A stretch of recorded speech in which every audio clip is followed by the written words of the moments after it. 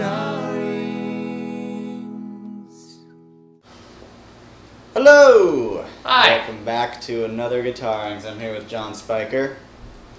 I've had a couple people ask me about the amps that I use, so I actually want to talk about a couple of these Mesa amps that I've been messing around with. I brought John on just to kind of jam on them and show you some stuff. So the amp that I've been using mainly with the live shows is the Mesa Lone Star.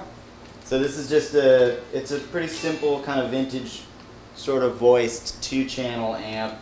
And then the Royal Atlantic, which we just used on some studio stuff, is another great like 2-channel amp from Mesa. So we'll kind of walk you through them. So you were just messing around with that. You want to? Yeah, you know. It's got a great clean tone, doesn't it? I remember when you first got this amp and plugged it in, the clean tone was kind of the first thing that was the jump out like holy crap. You know, because there's a difference. Man, that sounds so it's crisp. not just. Well, this is the clean tone. This is the clean tone with the gain kind of up a little ways, and you know I think that's a lot of people's flavor. A little bit of bite just on a the little clean, bit, yeah. So it's like that shiny. So it's kind of that thing of like if you don't dig in, you know. So this has tons of power, right? These are 100 watts? Yeah, and I think it's switchable power too. Right. So right now, right here, 100 watt and 50 watt. Yeah, 100 watt and 50. And this can also, this one does, the Lone Star would do 100 watt, 50 watt, down to 10 watt. Oh yeah, so you can really get it. You can get more gain out of it. Yeah, exactly. So yeah, right now this is on 50 watt, which is probably why it's breaking up a little quicker in the clean channel. But yeah, you know. Great clean tone. Like, the thing I love is for guys who maybe are like new to Mesa amps or, you know, this seems like a great way to get into playing a Mesa amp because it's like, it's a little less intimidating. Sure. As far as the knobs go and stuff. It's a little more just kind of, you've got 2 channels. Yeah. And then I think, from what I'm understanding is in the drive channel, there's kind of a low and high gain of the drive. So you get some real heavy distortion. So it's got a lot of options. But that's what I love about this amp. It's simple, just simplicity. You know? Yeah, and then simple just EQ set. You know, just spring reverb on these. Is that the deal? Yeah, I think so. And then the reverb knob's on the back, and you just set it where you want it. For each channel, probably, I would imagine. I don't know. That's a good question. There's a lot of knobs. It might just be one. Yeah, the back knobs are always a mystery. But yeah. Anyways, you know, it just sounds good. The multi-soak on this thing seems like a feature. It's something I don't know anything about what it does.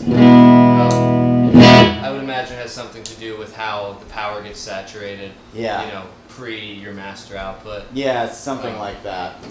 But it's got knobs. I just noticed knobs on the back that control the. I typically, I'll find whatever the thing is in the back of these amps. Like, I'm sure it's useful. I'm sure a lot of guys get a lot of use out of them. I just kind of set them where I know it works. Yeah. And that's what I like about having knobs in the back. They didn't put knobs on the front that are shit that you're never gonna touch. You know. Right. Yeah. Exactly. And that's what I love about this amp too. It doesn't complicate things. And this amp is the one I use live because it sounds great, but also there's a solo feature on this, which is a whole separate volume knob that with the foot pedal you can get a lead boost from the amp, which like you can go just stratospherically louder. Yeah, that's great. You can set that wherever. There's no limit. Yeah, I think the Bogner does that, and some other, so it's such a great feature to. Once they started putting those on, it was like it's everything.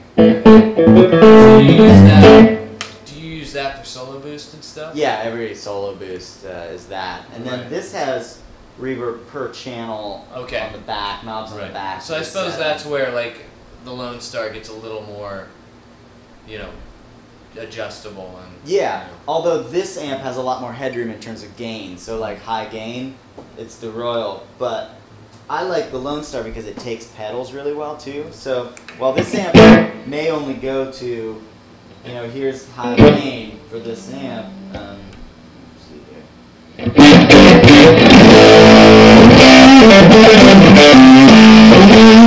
Which is pretty high gain gain, but it's not as super saturated as that. Right. But if you put a pedal in front of that too, like, you know, you're pretty golden if you need super thick. So. Right. But I love this amp for like that kind of vintage style drive too that it has. Yeah. So both killer amps. I was using the Stiletto and I still use it. What's the difference? Stiletto's similar to the Lone Star, right?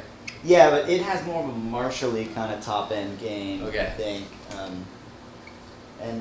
You know, I wanted a little change. Not necessarily one was better than the other or whatever. This is an open back as well. Oh, right. That's the other thing. It's a closed back. This is open back. That's open as well. Yeah. Which I guess kind of gives it a more sort of. Yeah. Just a little dispersion of sound. Right. Not as direct sounding. Right. But anyway, so yeah. So here's like kind of a. So I'll play like a little riff here.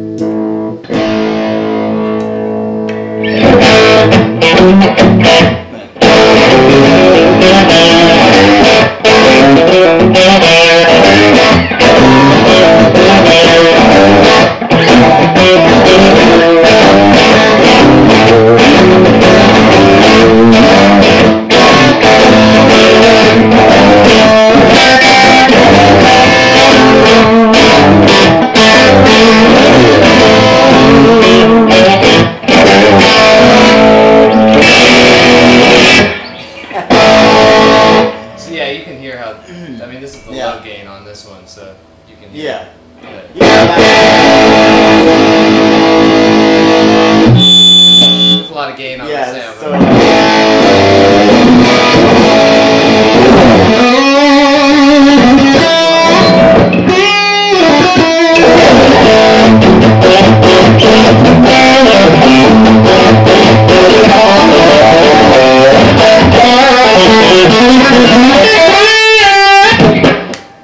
Still pretty gainy. Oh yeah. It's like a lot of gain. So do you find with the D and stuff, when you go to do like heavy stuff, just rhythm stuff, are you using the drive channel on this or are you using pedals? Super heavy stuff, I'm using the drive channel on this along with some pedals to Right. kind of get it even higher gain. Which works great. Been using the Analog Man King of Tone in addition to this pedal. It's like, sounds amazing to me. Yeah. So yeah, so that's a couple newish amps from Mesa there. Check them out.